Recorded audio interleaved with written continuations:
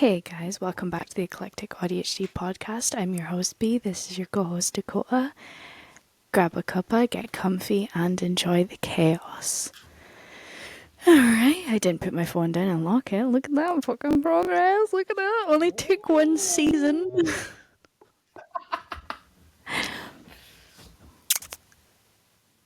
Oh, I can I add a quick segment?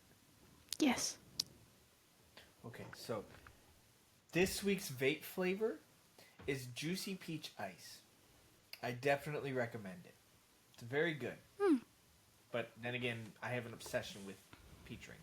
So Um, my flavor of the week never changes. It's always blue ras lemonade or fizzy cherry.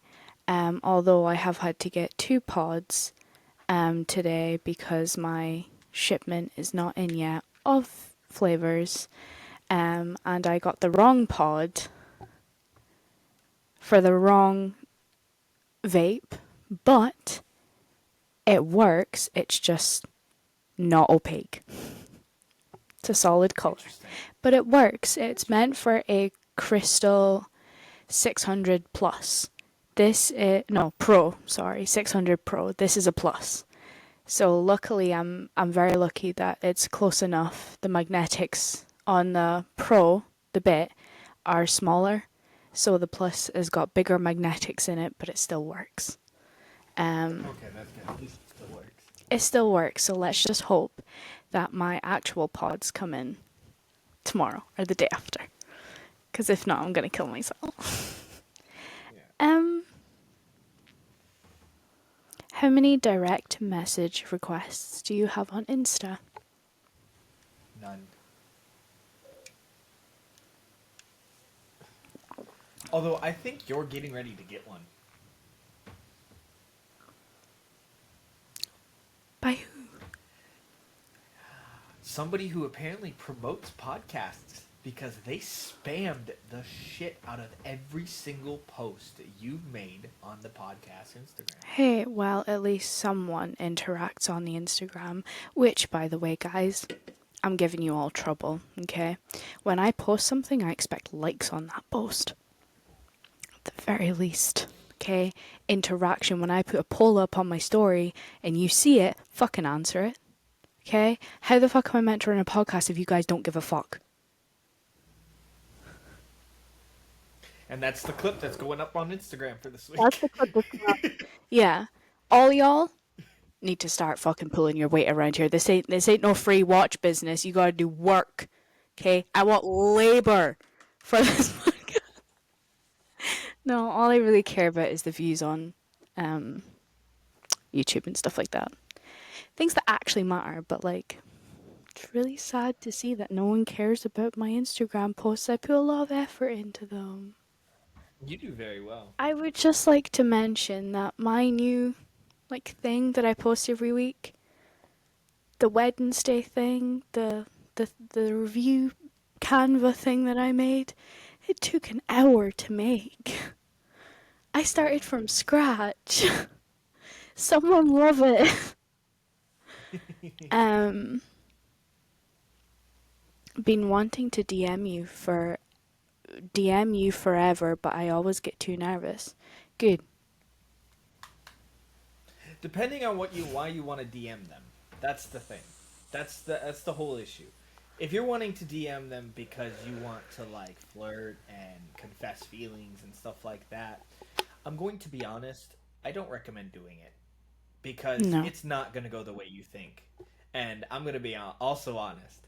I will see it and maybe we listen and we don't judge. I, on the other hand, I listen and I'll judge the shit out of you. And I will critique your confession on flirting or feelings or your flirts. I will critique the hell out of it with B. Just saying, I'm that guy. I am not insecure about someone coming along and trying to snatch her. You can try, but it won't work. Because she's mine. Stop putting challenges out there, please. No one's gonna challenge. Because in order to challenge, that means you have to entertain them. And you won't. They send a single message. You'll immediately just block them. Can't challenge if they're not around. So, yeah. Are you a good liar? He is not. No. No, I'm not. At all. I Like, am. at all. I am a See, very good liar. although, I wouldn't necessarily say you're a good liar. Because there have been times where you couldn't lie to me. It's not the lying that you're good at, it's the manipulation. It's I know both. that makes it sound bad, but it's not. It's really not bad. There are times when, yes, she will manipulate the shit out of me to get me into a better mood. Mm, And there are yeah. times where she will flat out. I'll admit it. I've gone back and I've looked at things and went. She lied the shit to me. Lied like fuck to me. She did. But I'm not upset about it because it wasn't the fact that she was purposely lying to me. She was manipulating me to get me out of whatever was going on. But she used lies to do it. So it's not the fact that she's good at lying, it's the fact that she knows how to use her words to get what she needs or what she wants when I'm in a state that I'm uncontrollable. So, Also, I'm a very good actor. Very. Um, very good. I don't tend to lie. I tend to avoid, distract, and manipulate away from that so that I don't get caught in a lie. But if the circumstance ever arises that I have to lie, I'm incredibly good at doing it on the spot. I can make up little stories on the spot. Um, that's all. And those weren't even like put through as tell anonymous questions. Those were just questions that other people had sent in. Um, Really? yeah, we got none this week. Wow. Yeah. So the Y'all suck. movie, yeah. So the movie we reviewed, guys, is The Conjuring, as you've seen from my very, very scheduled Canva post. The director is James Wan. It's a horror movie. I will 100% watch it again. I've watched it like 9 times. I fucking love it. Um, Long story short, the Perrin family move into a farmhouse. It's haunted and on cursed land. They call the Warrens to come help, but it's a lot worse than they thought. It's not a haunting, it's a demonic infestation, a fight between good and evil. What were the best moments in the movie for you, baby? Okay, so Mr. Winston, he's a chicken. He's a chicken that appears once in the movie, and in my opinion, he is the real main character. That chicken looks crazy. Gotta love Mr. Winston. So, um, another one that I really like was the way they did the setup montage in the house, getting all the cameras and everything set up. It's very nice because they went from room to room doing the same thing in each room, and they changed after they did all the rooms and started doing something else. So setting up the cameras in each room and then putting the bells on the doors and then getting all the recording devices set up, and it was very interesting that they didn't just do this room gets set up completely, this room gets set up completely, this room gets set up completely, like they are in most montages. Doing everything all at once in each specific location. And I liked how they broke it down instead. And by far, peak was when the police officer came out of the bathroom. Mm. And his only response to everyone in the house staring at him as he walked out of the bathroom was, "What? I had to go." It was great. Yeah. Absolutely great. My best moments were Bathsheba on the cupboard. Fucking creepy bitch that she is. It's the way that she jumps down as well, like a fucking rag doll, like bitch. Um, and I absolutely adore how Bathsheba possesses Carolyn, the mom. It's not a very typical possession in movies is a fly goes into your ear. Flies are seen as Lord of the Flies. Um, the behemoth goes in your ear, that kind of a thing. Whereas how Bathsheba possesses Carolyn is through spew, vomit, blood into her Yeah. mouth. And it's such a like different way of possession happening, and I actually think it's more realistic. An exchanging of bodily fluids from one entity to another. And also Carolyn hanging on a door frame and then screaming, as she gets dragged into the basement. I fucking love that scene. It's so stupid. Oh yeah.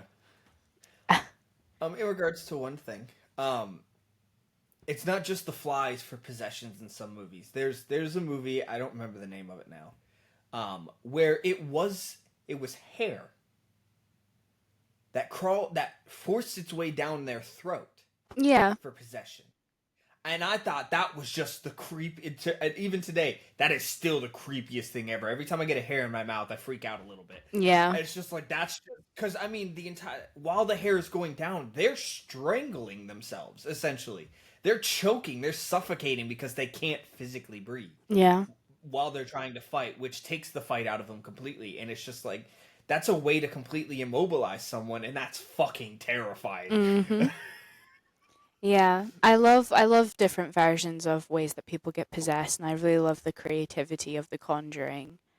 What was your worst moments? Oh, the worst moments. For me, I chose to look at the worst moments as a different way. Like, oh, most people would look at it like, oh, this was scary or oh, this was terrifying. No, I looked at it and went, oh, this is fucking stupid. This is white people Yeah, shit. the worst part of the film. So, yeah, the first one. Oh, yes, go down into the boarded up, creepy basement. That makes white people shit. The next one was, oh, yes, look under the bed after your foot gets dragged. Mm-hmm. Peak white people child shit. And the last one. The door opens and the piano plays. I think it's a good idea to go down into the basement. Mm-hmm. White people shit. White people shit. My worst moments are Joey King, aka Christina, saying, grabbing my feet while fucking crying. Shut the fuck up, you pleb. Pissing me off, that girl. Not Joey King. I quite like her stuff. The body swinging in the basement. It's not scary. It's funny. The Unnecessary. one when the mother was down under the table, or the fuck, Lorraine. what's her name? Lorraine was under the table. Yeah. Oh, I'm gonna be honest. This movie, up until that moment, I was just like, oh okay, oh okay, oh creepy person on a cabinet. Oh okay.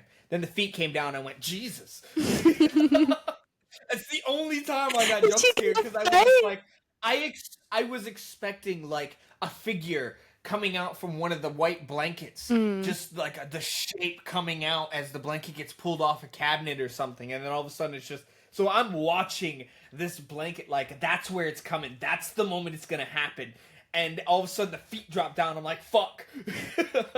Yeah, I think I got really scared at that when I first watched it. Like that was a good scary bit. Now it's just funny. Like, wash your feet, girl. Good Christ, stop haunting these people and take a bath. God. them concrete slappers. Um, The nails on them motherfuckers. those are grippers, not slappers. Um, and then my last like worst moment is Sadie dying. Dogs dying is just never necessary. They could have just had the dog like run away because it was like, nope, fuck this, but no, they had to kill it. They had to kill it. I think I think, and that's a very good one because a lot of times in movies like this, when there's an animal involved, there's a very high like dog gets snatched under a porch, or dog gets snatched into a hole under a tree, or dog gets snatched underground in a hole or something like that, and then the dog is like completely mutilated. No, this motherfucker was just dead. Mm, just died. Didn't hear anything happen to the dog. The dog was just suddenly died. And it's just like what the fuck. Yeah. Do you have any favorite quotes? I only had one. I do. I have three. Oh wow. So one of my favorite ones, simply because it made me laugh, was during the seminar that they were performing, and that person asked, what are you guys called? And Lorraine goes, kooks, weirdos. I'm like, as soon as she said kooks, just no, so nonchalant. I'm like, that's funny. So that was one of them. And another one that I really liked, just because this is a me moment. She said, "Do you remember what you said on the night on our wedding night?" And his response, no hesitation, no thinking, no nothing, was, "Can we do it again?" And I was like, "Yeah." She goes, "No, after that." I was like, "Yeah." And then the best one. Oh, the cringe factor on this was when the girl, the oldest girl, was flirting with the guy. Yeah, it's groovy. Yeah. Yeah. It's groovy. Oh, It's totally tubular. oh my god. Immediate erection. That man Um, was ready to mm, go. the only quote I had is infestation, oppression, possession. That's the three stages that possession happens. Um, yeah, that's just my favorite quote, really.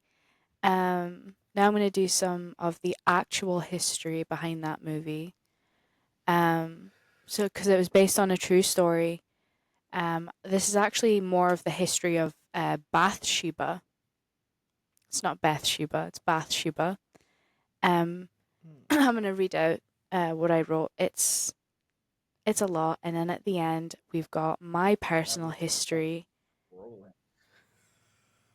At the end we've got my personal history with the Conjuring house, because I do have history with that house, and I didn't know it until recently.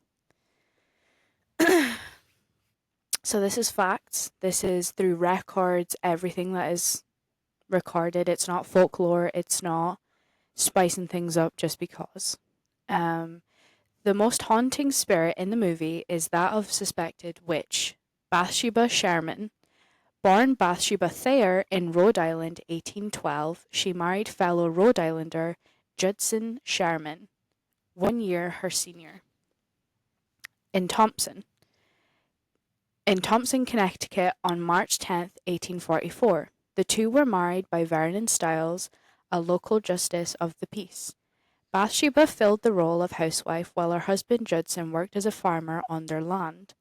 Fairly well off, Bathsheba and Judson had a son, Herbert L. Sherman, born when Bathsheba was approximately 37 years of age in March of 1849. It is possible that they had three other children as well, all of whom did not survive past the age of 7, though no census reports could be found to confirm these reports. The family who usually took in the family also usually took in a boarder or a lodger, most likely to help on the farm. There is no hard evidence to support that Bathsheba Sherman was really a witch, only legend and local folklore.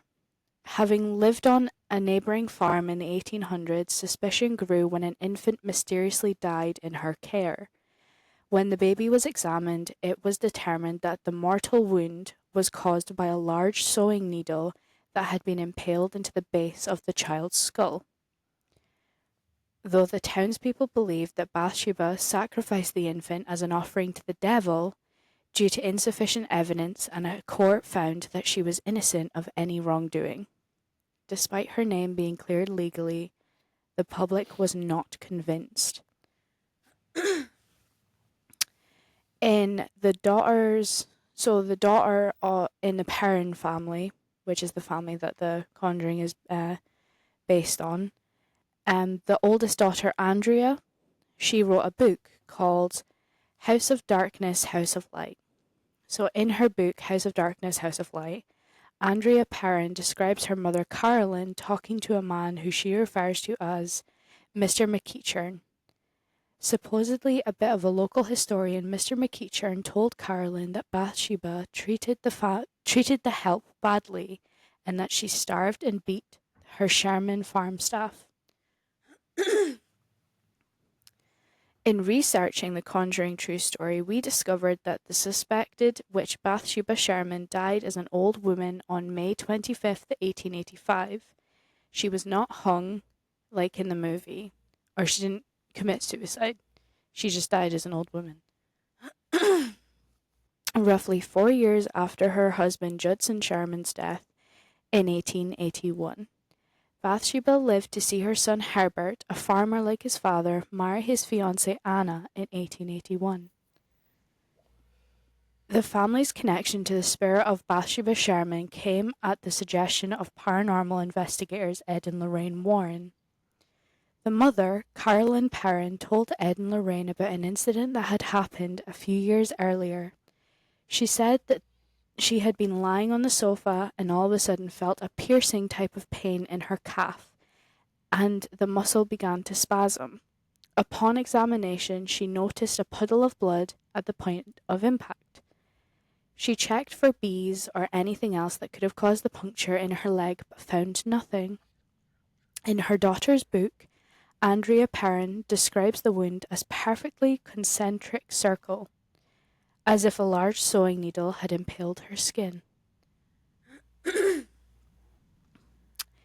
8 generations of one extended family lived and died in that house prior to the Perrins' arrival, adding, some of them never left. That's what Andrea said. Andrea said some of them never left. The Black Book of Burrillville, the town's farmer public records book, reveals that over the course of its existence, the property had been host to 2 suicides by hanging, 1 suicide by poison, the rape and murder of 11-year-old Prudence Arnold by a farmhand, 2 drownings, and the passing of 4 men who froze to death in addition to other tragic losses of life. 8 generations of one extended family lived and died in that house prior. Oh. Apparently I've put the same paragraph twice. So yeah, that's how many people died on that farm, recorded anyway. Ed and Lorraine Warren. The Perrin family lived on that farm for 10 years. So all of that stuff that we watched in the movie happened over a course of 10 years, and there was littler things and a lot worse things that happened. Obviously, the movie is dramatized to make a good horror film. And the director and the writers all worked closely with the Perrin family. They even visited the sets and had little looks around the sets and gave their opinions and helped form the scripts and helped direct things. So they all worked very closely to make sure that it wasn't a complete unbelievable story. It wasn't an untruthful story. It was just dramatized for people's entertainment and also like, this shit is scary and read my book kind of a thing. Now my personal history with the Conjuring house is strange. Ever since I was little, I had this reoccurring dream of me hiding in a house up 2 sets of stairs all the way at the back of a house. Something is coming for me. I just don't know what it is, so I'm hiding in this small room in the walls that's hidden from everything. I've had that dream for years, and I still sometimes get it. It's a lot scarier now that I know why I get it. So basically, fast forward to a month or 2 or 3 ago. Um, I am researching some stuff about the Conjuring house, the families that lived there, that sort of a thing. Never saw pictures of the Conjuring house. But I do find Sam and Colby's video of them investigating the Conjuring house and doing some stupid shit in it. They eventually go upstairs into the attic, and it's there that I realize that's the room I was hiding in when I was a child. That fucking house, that fucking room. The entire time I was watching that YouTube episode, my like if I was a dog, my hackles were up. The hair on the back of my neck was standing up. I had adrenaline like crazy. I was anxious. I actually felt a bit sick and unwell watching it. And then they went into that little room, and that's when I realized I've been seeing that room, that fucking entire house, since I was like 4, 5, 6, 7 years old. There's no possible physical way that I could have seen that house before the movie came out. And even then, the movie Farmhouse isn't even as closely related to the real farmhouse. Um, there's no way. I hadn't even seen it as an adult, the original house. I just always thought that they just made a replica in the movie. But seeing Sam and Colby in there, I couldn't actually finish the video. And I love scary shit. I love horror. I live for it. Love horror. But me not being able to finish a horror video is fucking wild. It took my sister coming up and sitting with me and watching this for me to be able to be like, I actually think I'm going to be sick if I continue to watch this. So I turned it off. But that is the thought of me visiting that house terrifies my very being. It terrifies me to my core. And I don't know why. I don't know what my personal history is with that fucking house other than my dreams. Why do I have a personal history with such a violent house? I can tell you, I will go there. I will go there. I will do my best. I'm not going in. I will try, but I can tell you right now, my body will shut down before I go in. I will die. I will flatline. I'm not doing it. But yeah, that's. Would you watch it again?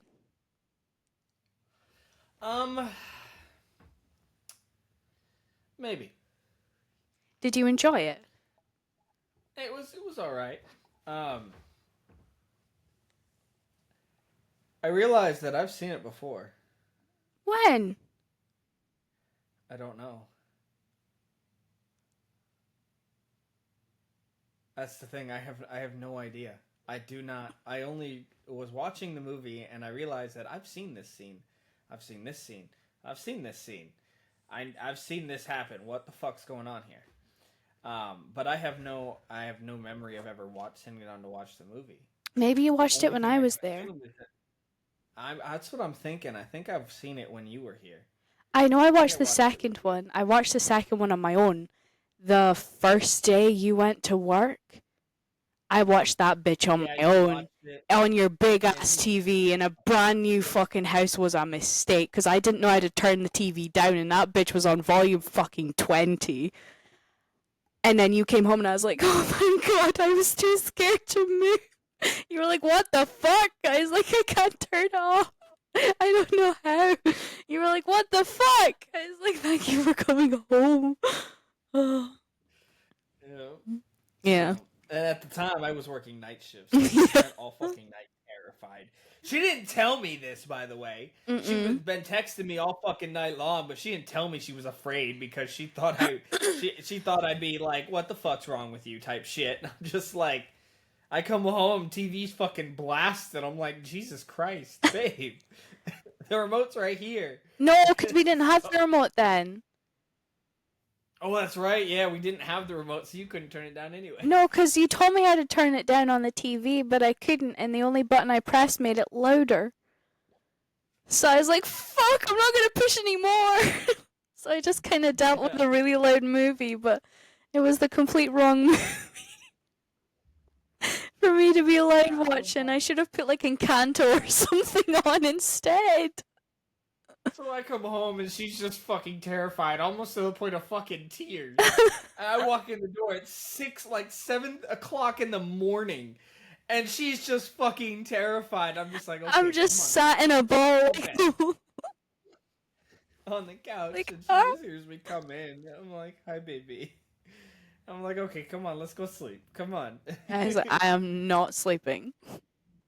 It You wasn't fell asleep before I did. the movie. The movie itself doesn't scare me. It's just how loud things are. I can't handle loud things. I'm fucking autistic. Of course I can't.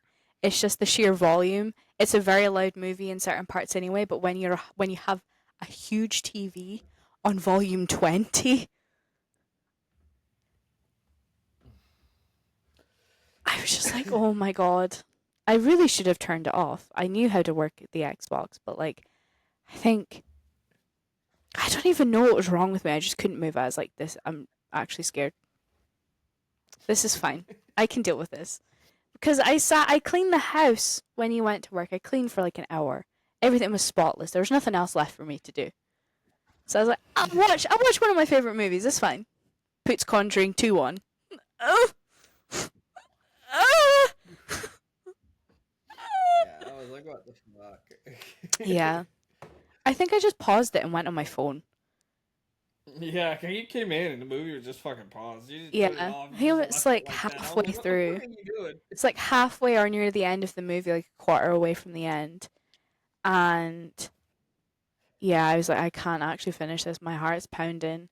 Because another thing with your house, though, that night, because I went to bed with him during the day, and then he would wake up for night shift and go, and so would I. That first night, you woke up, I stayed in bed. I was like, no, fuck you. I'm staying nice and cozy in bed. Love you. Have a good shift. Bye. I fell back asleep for an hour. And I wake up and there's an old man staring at me. There's an old man in the fucking house staring at me. I get my glasses on. I keep my eyes on it because I'm not about to be that white bitch that looks away and suddenly he's in front of me. I'm not doing that shit. I ain't playing that fucking game. So I reach for my glasses, put them on, gone. Gone. He's gone. So I'm immediately like,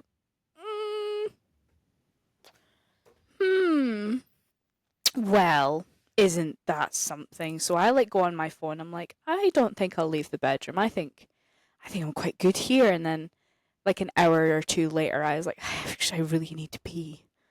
I really, really need to pee. So I like got up, turned the lamp on, got up, turned the big light on in the bedroom, peeped down the hallway, walked 3 steps, turned the hallway light on, peered down the corner of the hallway. I was like, nope.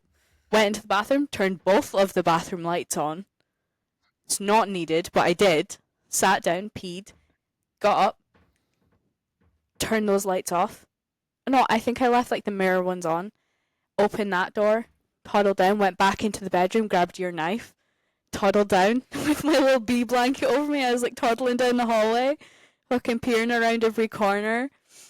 And I walked into the kitchen, turned the kitchen lights on, walked into the sitting room, turned the sitting room lights on, and I was like, okay, now the house is fully lit.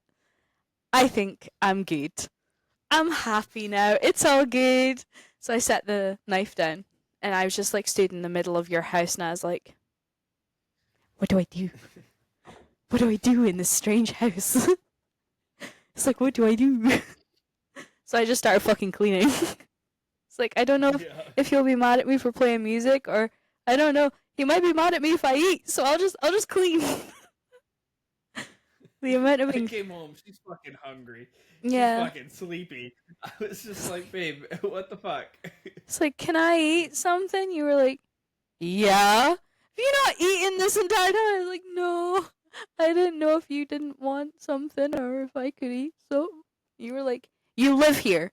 You live in this house. Of course you can eat something. I was like, I didn't know that. Oh, it was funny. Yeah. She was in absolute shambles when I came home, and I'm just like, babe, you can do whatever the fuck you want in this house. I don't care. And So, now it has been 3 years since I've been in that house, and I'm planning to redecorate it. He can fuck off. I don't care what he does. That's my goddamn house now. That's my goddamn house. That's my old man in that house. That's everything. It's mine. yep, Um, we love the old man. no, we don't. He has weird energy. I need to be in that house again. And I don't know if it was because I was fucking terrified of being in a big house alone, or your house is huge. You like Six hundred square feet. it's a big fucking house as well. I went from a council flat to a 4 bedroom fucking house, 1.5 Yeah, bath. this is a 3 bed, bath and a half, um, with an office, a garage, a very big living room, big dining room, and a very long kitchen.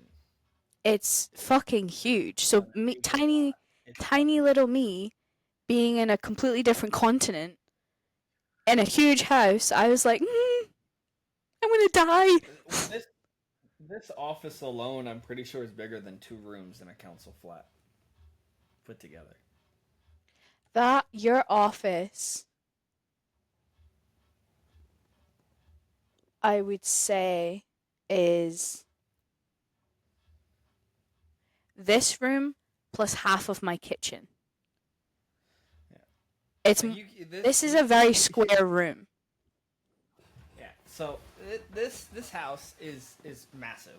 Mm. Um, you can't really tell because of how I have the camera set up, but yeah. It's huge. So it's a big house. Um, and little me being in that house for the first time all alone, watching Conjuring 2. Who did I think I was? I am just a little woman. I am just a little person. So, It was um, it was it was funny. yeah, it was something. Um, It was indeed.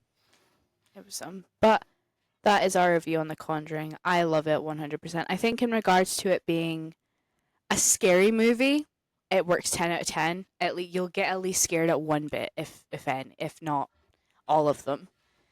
I highly recommend it. Amazing movie. I love James Wan as a director. He's fucking phenomenal. He does his research when he does things. He does his research. If you like Ed and Lorraine Warren, their nephew, nephew or grandchild, or great nephew, has a series on Netflix called 28, 28 Days. I know that's a movie. It's not. It's called. It's something to do with 28 days, and that is how long it takes a um possession or something to happen with ghosty boys. Um, and it's him doing Ed and Lorraine, his great aunts or whatever the fuck they are to him, their experiment of 28 days in three of the most haunted locations in the United States. So there's one in North Carolina, there's one in I think it's Texas, and another one is in somewhere else. And they've got uh, two paranormal investigators on in one and a clairvoyant in another in the same. There's one that's just a paranormal investigator and one that's a clairvoyant, and then they have two paranormal investigators in another one. Um, and they stay there for 28 days and try and record things that have happened and try and speak out and do all this kind of thing. And it's absolutely a phenomenal TV show. I fucking loved it. I think it's been cancelled. I need to look into that because if it has, that's really upset me. Because it was phenomenal. I've been waiting for season 2 to come out. um, but yeah, highly recommend The Conjuring. Conjuring 2 is amazing. Conjuring 3 is. It's alright. Yeah. It's alright. Um, more unbelievable case, but it is what it is. When you're dealing with supernatural shit, it's gonna be unbelievable. But yeah, So that was our movie review. that was our first movie review. My birthday is next Friday, so we're watching a very special movie to me. It's another horror movie. And you guys will hear more about it soon. My birthday is I'm Friday. picking the movie after that Okay. because you picked the first two, so I get to pick the next one. Leave a like, leave a follow, leave a subscribe. Catch you guys next week.